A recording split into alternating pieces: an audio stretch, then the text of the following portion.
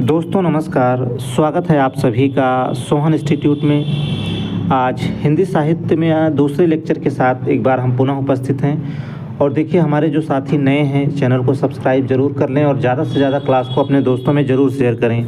Class देखिए UP TET और super TET की अब शुरू हो चुकी है और रेगुलर ही आपको क्लास मिलेगी। धीरे धीरे हम आगे बढ़ते रहेंगे इसी क्रम में। और अभी शुरुआत हम कर रहे हैं हिंदी साहित्य से।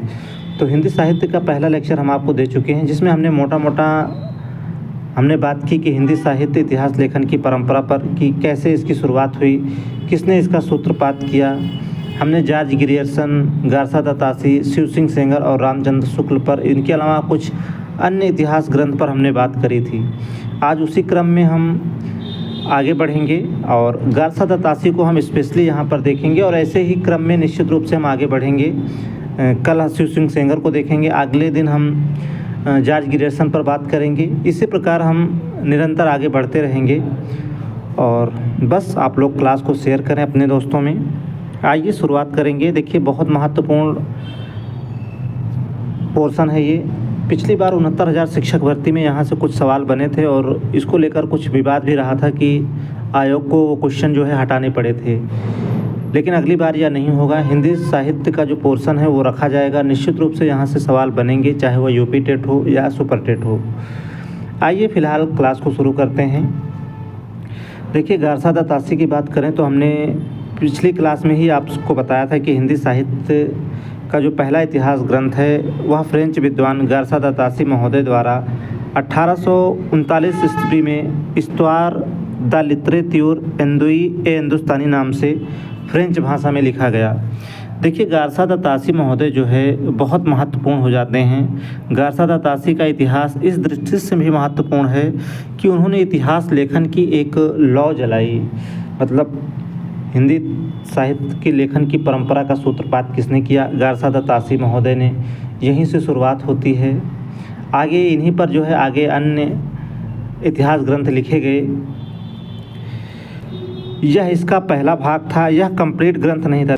देखिए, हिंदी साहित्य का जो पहला इतिहास ग्रंथ फ्रेंच विद्वान गारसा दत्तासी महोदय ने इस्त्वार द लिटरेत्यूर एंदुई ए हिंदुस्तानी नाम से लिखा, यह जो है इसका पहला भाग था, लेकिन यह कंप्लीट भाग नहीं था। इसके अलावा भी देखिए 1847 ईस्वी में इसका दूसरा भाग लिखा गया। इस ग्रंथ का दूसरा भाग देखिए, दूसरा भाग 1847 ईस्वी में जो है प्रकाशित हुआ। उसके बाद देखिए 1871 ईस्वी में, उसके बाद 1871 ईस्वी में इस ग्रंथ का दूसरा संस्करण आया, जिसमें इसे 3 भागों में विभाजित कर दिया गया। देखिए, इसका दूसरा भाग जो है 1847 में आया, लेकिन 1871 ईस्वी में इस ग्रंथ का दूसरा संस्करण आया, जिसमें इसे 3 भागों में विभाजित कर दिया गया। देखिए, इसका दूसरा भाग तो 1847 में आया, लेकिन इसका जो दूसरा संस्करण आया जिसमें इसे 3 भागों में विभाजित किया। जैसे आप लोग समझ पा रहे होंगे, जैसे एक फिल्म आती है और वो फिल्म इतनी हिट होती है कि उसके बाद जो है उसका पार्ट 1, पार्ट 2, पार्ट 3 इस प्रकार से आता है। तो वही देखिए, इसका दूसरा भाग 1847 में आने के बाद इस ग्रंथ का जो है दूसरा संस्करण आया और दूसरे संस्करण को भी इसे जो है 3 भागों में जो है विभाजित कर दिया गया। उम्मीद है आप समझ गए होंगे। उसके बाद देखिए, तासी महोदय ने हिंदी और उर्दू दोनों का इतिहास ग्रंथ एक साथ लिखा। इन्होंने हिंदी और उर्दू दोनों का इतिहास ग्रंथ एक साथ लिखा। आगे देखिए, ये महत्वपूर्ण फैक्ट है, आप इन्हें नोट भी कर सकते हैं या आप स्क्रीनशॉट ले सकते हैं। इसके अलावा देखिए, इन्होंने अपने ग्रंथ में लगभग 1000 कवियों, अगर बात करें तो इन्होंने अपने ग्रंथ में 738 कवियों का वर्णन किया है, जिनमें मात्र 72 कवि जो है हिंदी के हैं। देखिए, इन्होंने अपने ग्रंथ में 738 कवियों का वर्णन किया, जिनमें मात्र 72 कवि ही जो है हिंदी के हैं, बाकी जो है सभी उर्दू के हैं। मतलब इन्होंने सबसे ज़्यादा उर्दू के कवियों का वर्णन अपने इतिहास ग्रंथ में किया है। आइए आगे बढ़ेंगे।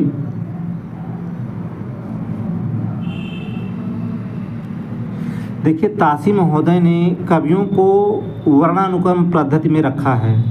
तासी महोदय ने कवियों को वर्णानुक्रम पद्धति में रखा है, यानी अल्फ़ाबेटिकल मेथड में रखा है। जैसे कबीर, केदारनाथ, कुंवर नारायण, इस क्रम में रखा है। इसी को कहते हैं अल्फ़ाबेटिकल मेथड।